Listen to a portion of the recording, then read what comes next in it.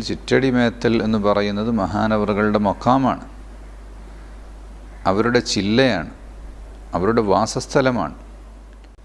അവിടുന്ന് വഫാത്തായതിനു ശേഷം കോഴിക്കോട്ട് നിന്ന് വരുന്നത് മർക്കസിൻ്റെ വാഹനത്തിലാണ്.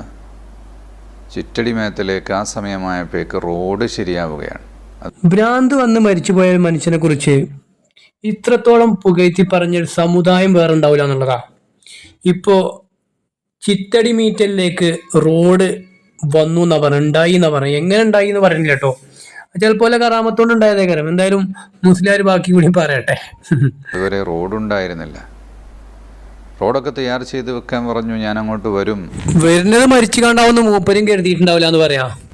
അങ്ങനെ അവിടത്തേക്ക് വരികയും ആ വീട്ടിൻ്റെ വരാന്തയിലേക്ക് അവിടുത്തെ ഷറഫാക്കപ്പെട്ട ജസദ് എടുത്തു വെക്കുകയും എന്നിട്ട് എന്താ സംഭവിച്ചത്?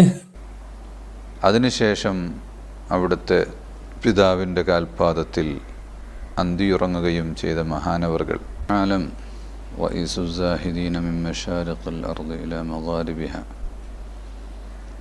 ശൈഖ് മടവൂർ പറയണത് അറബിയിലാണെങ്കിലും എന്തോന്നാണ് വ്യക്തമാക്കിയിട്ട് അക്ഷരങ്ങളൊക്കെ പുറത്തേക്ക് കൊടുത്തിട്ട് പറഞ്ഞ എന്താ എന്തായാലും നിങ്ങൾ പറയണമെന്നാണേ കാരം. ഖദ്ദസുല്ലാഹു സിർറഹു. അവരുടെ ചരിത്രം സമൂഹത്തിൽ പറയപ്പെടേണ്ട ഒരു കാലമാണിത്. അത് ശരിയാണ്. കുരുവട്ടൂരികൾ എന്തായാലും പറച്ചിൽ നിർത്തിയിരിക്കണം. നിങ്ങളത് പറഞ്ഞോളി, ഏതായാലും പറഞ്ഞാൽ മത്സരിച്ചോളി. വല്ലാത്തൊരു മനുഷ്യൻ. ആ മനുഷ്യനെ കബറ് കിടക്കാൻ തൊഴിലും കൊടുക്കൂലല്ലോ. അവരെ കാണാത്ത, അവരെ അറിയാത്ത ഒരാൾ പോലും നമ്മുടെ നാട്ടിൽ ഉണ്ടായിരുന്നില്ല.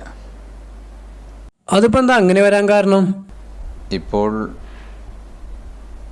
ജനിച്ചു വളർന്ന പുതിയ തലമുറ അവരെ നേരിട്ട് അനുഭവിച്ചിട്ടില്ലാത്തവരാണ്. അപ്പം നിങ്ങളൊക്കെ വലിയ വ്യക്തിത്വം തന്നെ കാര്യം. അതൊക്കെ നേരിട്ട് അനുഭവിക്കാനുള്ള സൗഭാഗ്യം ലഭിച്ച ആളല്ലേ? തീർച്ചയായും അവർ വായിക്കുകയും കേൾക്കുകയും അറിയുകയും ചെയ്യണം.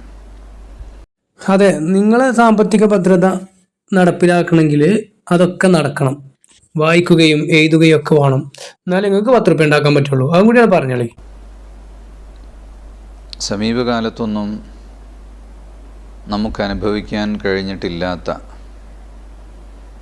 അവരുടെ ശേഷം ഇനി ആര് എന്ന് ചോദിച്ച് അന്വേഷിച്ച് നടക്കുന്ന, അവർക്ക് മുമ്പും അവരോടടുത്ത കാലത്തൊന്നും ഈ നാട്ടിൽ അങ്ങനെ ഇല്ലാതിരുന്ന മഹത്തായൊരു വ്യക്തിത്വമാണ് മഹാനവറുകളുടേത്. നിങ്ങൾ അങ്ങനെ പറഞ്ഞു നിർത്തല്ലേ. അള്ളാന്റെ റസൂലിനും കൂടി ഇല്ലാത്ത കഴിവുണ്ട് എന്ന് നിങ്ങൾ പറയണം. അപ്പോഴേ അത് പരിപൂർണമാവുള്ളൂ. അവിടുത്തെ തറവാട് ഭവനമായ ചിറ്റടി മേത്തൽ, അവിടുന്ന് വഫാത്തായതിനു ശേഷം കോഴിക്കോട്ട് നിന്ന് വരുന്നത് മർക്കസിൻ്റെ വാഹനത്തിലാണ്. പടച്ചോനെ, അങ്ങനെ ഒരു വണ്ടിങ്ങളെ കയ്യിലുണ്ടെങ്കിൽ ആ വണ്ടിക്ക് വല്ലാത്തൊരു കുതിരത്തേക്കാണ് കേട്ടോ. ആ വണ്ടിങ്ങൾ ഇനി പുറത്തിറക്കാതെ വല്ല ഷോക്കേസിലും കയറ്റിയേക്കാൻ നോക്കി. കാരണം അവസാന സമയത്ത് മടവൂരിനെ കൊടുന്ന വണ്ടിയാണത്. ആ വണ്ടിനെ നിങ്ങളൊന്ന് ബഹുമാനിക്കണം കേട്ടോ. ചിറ്റടി മേത്തലേക്ക് ആ സമയമായപ്പോഴേക്ക് റോഡ് ശരിയാവുകയാണ്. അതുവരെ റോഡുണ്ടായിരുന്നില്ല. റോഡൊക്കെ തയ്യാർ ചെയ്ത് വെക്കാൻ പറഞ്ഞു, ഞാൻ അങ്ങോട്ട് വരും. അങ്ങനെ അവിടത്തേക്ക് വരികയും ആ വീട്ടിൻ്റെ വരാന്തയിലേക്ക് അവിടുത്തെ ഷറഫാക്കപ്പെട്ട ജസദ് എടുത്തു വെക്കുകയും അതിനുശേഷം അവിടുത്തെ പിതാവിൻ്റെ കാൽപാദത്തിൽ അന്തിയുറങ്ങുകയും ചെയ്ത മഹാനവറുകൾ. അപ്പോൾ ആ വീട് മഖാമാണ്. അപ്പോൾ ആ വീട് മക്കാമാണ്. അപ്പോൾ മൂപ്പര് അന്തി ഉറങ്ങുന്നത് എവിടെയാണാവോ അല്ലേ? വീട് മക്കാമാണെങ്കിൽ പിന്നെ ഇപ്പോൾ ഖബർസ്ഥാനം എവിടെയാണാവോ? അതെന്തേക്കാരം?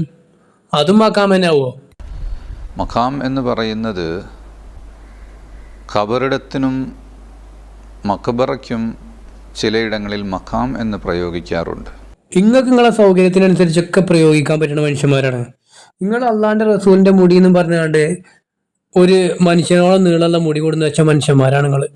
അള്ളാന്റെ റസൂലിന്റെ മുടിന്റെ വലിപ്പം വരെ, എന്ത് ആ മുടി എത്ര എണ്ണം വരെ ഉണ്ട് എന്നുള്ളത് വരെ എഴുതി വെച്ചിട്ടുണ്ട്.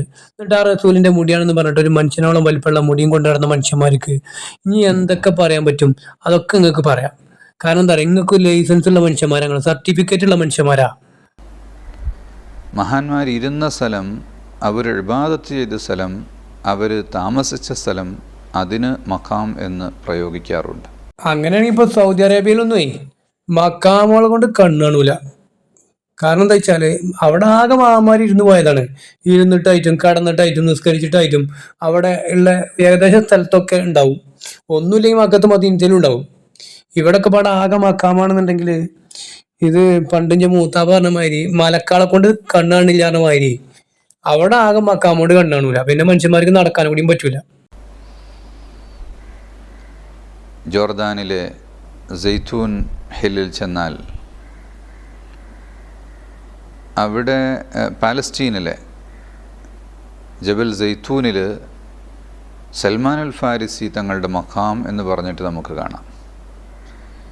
ഈജിപ്തിൽ ദുന്നൂൻ അൽ മിസ്രി റളിയല്ലാഹു അൻഹയുടെയും റാബിയത്തുൽ അദവിയ റളിയല്ലാഹു അൻഹയുടെയും മഖാമുകൾ കാണാം. അങ്ങനെ അവിടെ കാണുന്നുണ്ടെന്നുണ്ടെങ്കിൽ രണ്ടിടത്തും മൂന്നിടത്തായിട്ട് ഒരാളെ മക്കാമ് കാണുന്നുണ്ടെങ്കിൽ അവിടെ ഏപ്പിക്കാർ പോയിനോ എന്ന് ചോദിച്ചാൽ മതി, വേറെ ഒന്നും നോക്കാല്ല.